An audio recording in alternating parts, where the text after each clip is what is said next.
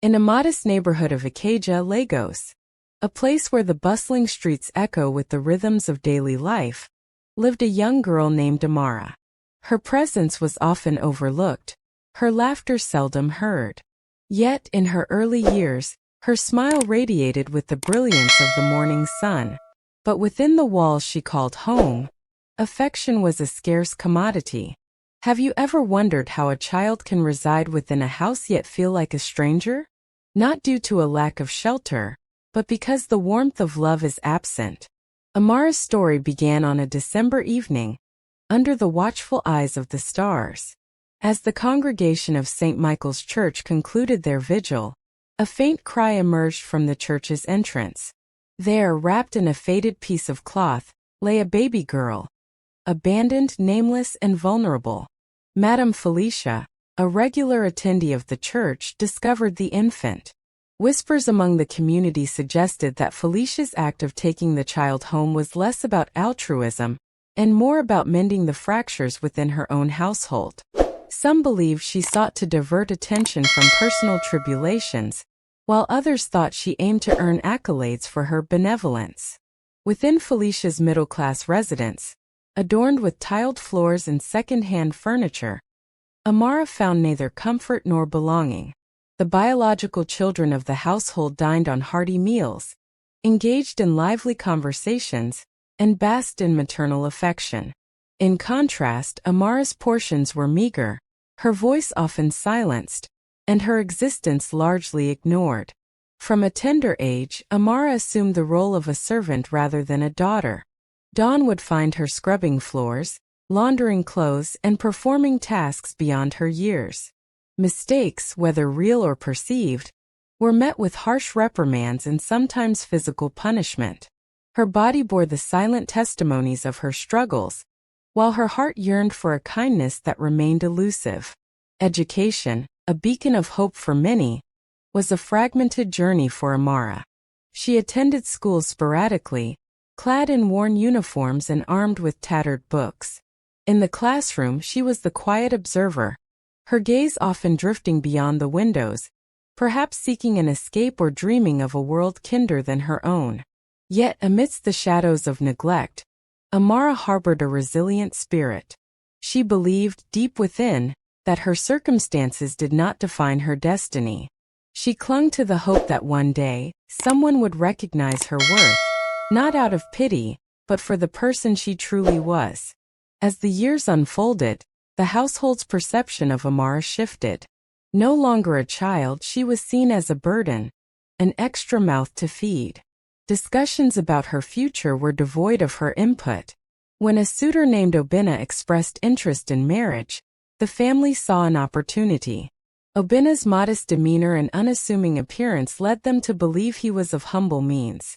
A fitting match for the girl they had never truly embraced.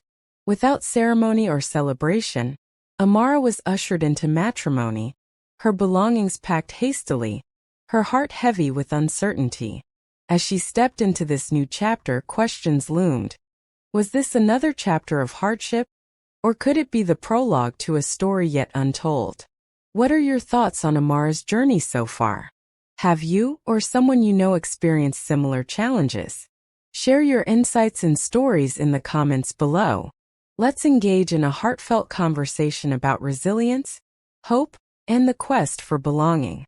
I'm here to listen and discuss with you. Have you ever judged someone by what they wore or the car they drove, only to realize too late that you were looking at the cover, not the story? That's what happened in Amara's life. After all the years of being treated like an unwanted guest in her own home, Amara didn't think her story could turn. Not in a place like Lagos where survival was loud, and people like her were often invisible. She had been sent off like leftover food, without blessing, without love. Her adoptive family handed her over to a man they believed was poor, even beneath their middle-class status. A man who dressed simply, spoke softly, and didn't drive a flashy car. To them, that was all they needed to know. Let the useless marry the useless, someone had whispered in the compound. They thought it was a punishment, a final reminder that she was never one of them. But Amara, she was just tired. She didn't cry. She didn't argue. There was nothing left in her to fight with. When she stepped into Obina's old car that day, she thought she was walking into more suffering. Maybe a smaller cage, maybe a new kind of pain.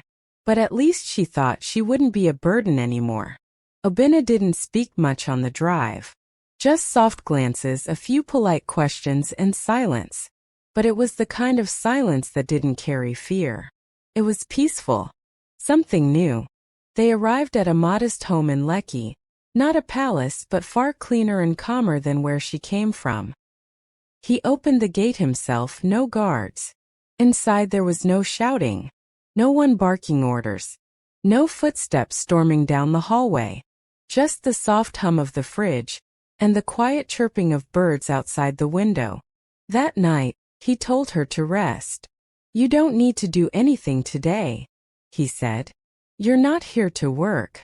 You're here to live." It was such a simple thing to say, but Amara had never heard it before. He made dinner. Himself. Jollof rice, perfectly made, and chicken that smelled like it had come from a proper kitchen. He gave her the bigger portion. She didn't even know how to eat comfortably anymore.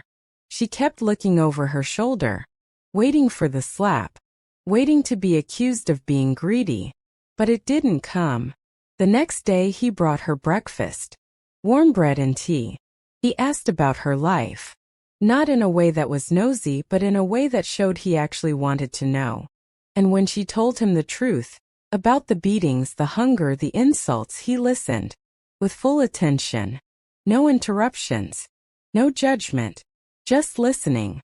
And for the first time in her life, her story didn't feel like a curse. It felt like something sacred, like it mattered. A few days passed. Then a week. Obina worked from home, always in that little office room. She asked him once what he did. "I build things," he replied with a smile. It didn't make sense. The house was nice, but not overly expensive. He didn't talk about big money or connections, or the kind of Lagos lifestyle where people like to show off their phones before they greet you. He was simple. Then, 2 weeks after their marriage, he said, "I'd like to take you somewhere." They got into a different car. This one was nothing like the first. Sleek. Quiet. With air conditioning that worked better than anything she had ever sat in. They drove into Victoria Island. Then through Ikoyi. Then into Banana Island.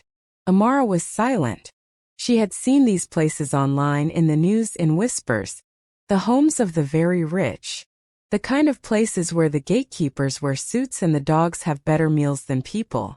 She thought they were just passing through. But then the car slowed down and turned. The gate opened without a word. The guards greeted Obina with a bow. And there, standing before her eyes, was a mansion. 3 floors. Water fountain at the front. Lights built into the walls. Gardens so green they looked painted. She couldn't speak. They walked through the front doors. Inside was quiet elegance, marble floors, soft lighting, and the smell of fresh flowers. Art on the walls. Photos of Obina with presidents, with business leaders. Awards in glass boxes. Magazine covers framed neatly. One caught her eye. Forbes Africa. His name was on the cover. Obina Okeke. Africa's quietest tech billionaire. Her hand shook slightly. He looked at her gently and said, "This is me." She stared at him, her heart racing. Why didn't you say anything?" "I needed to know if you'd see me before you saw all of this," he replied. "Money is loud. I needed someone who would hear my silence." Amara felt her chest rise and fall in a way it never had before. For so long she had believed she was worth nothing. That she was lucky just to be fed. That no one would ever see her. And yet, the richest man in Lagos, maybe all of Nigeria, had seen her. Not as a servant. Not as a burden. Not even as a charity case. But as a woman. As a soul. As someone who had walked through fire and still held light in her eyes. That night, standing on the balcony, she looked out at Lagos. The city that never listened when she cried. Never looked when she needed help. But now Lagos would know her story. Not because she was rescued, but because she had survived long enough to rise. And her journey was just beginning.